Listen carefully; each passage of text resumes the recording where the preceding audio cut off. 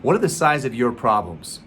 My name is Kevin Yoder, mindset coach and creator of the Inner Game of Achievement. I help people improve their patterns of thought so that they can terminate those limiting beliefs, boost their confidence, and accomplish their most inspiring goals for life and business. When I learned what I'm going to share with you, everything shifted and I realized I didn't have big enough problems. Here's what I mean by that. I learned that the size of the problem determines the size of the person. In other words, when you're faced with a problem, how do you handle that? When you're faced with a challenge, how do you respond to that? Do you run boldly straight at it, or do you let it have you feel defeated and you run away from it? Does it get you off track? You see, you can gauge your limitations by the size of the problems that get you off track, by the size of the problems that get you down.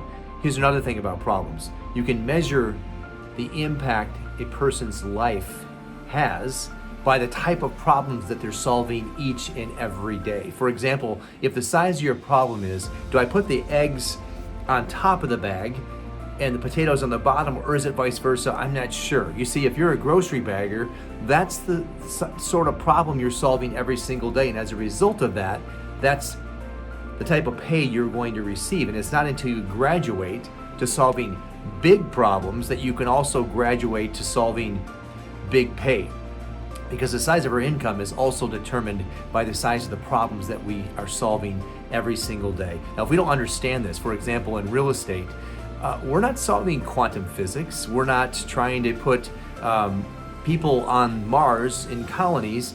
We're not solving homelessness. Well, I guess in a way we are, but not in the way that I mean. You see, we're not curing cancer. So the problems are unique, and sometimes they seem to be a big challenge, but they're really not, relatively speaking.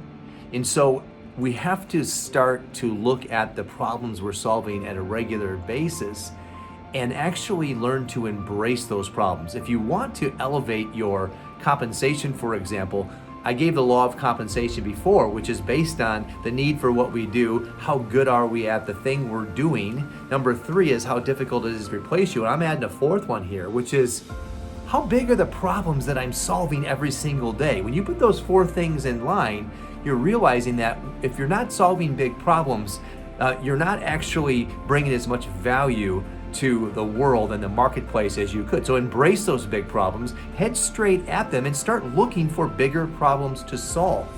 You'll leave the world a lot better off than you found it, and I promise you, you'll make more money in your career and you'll be far more fulfilled.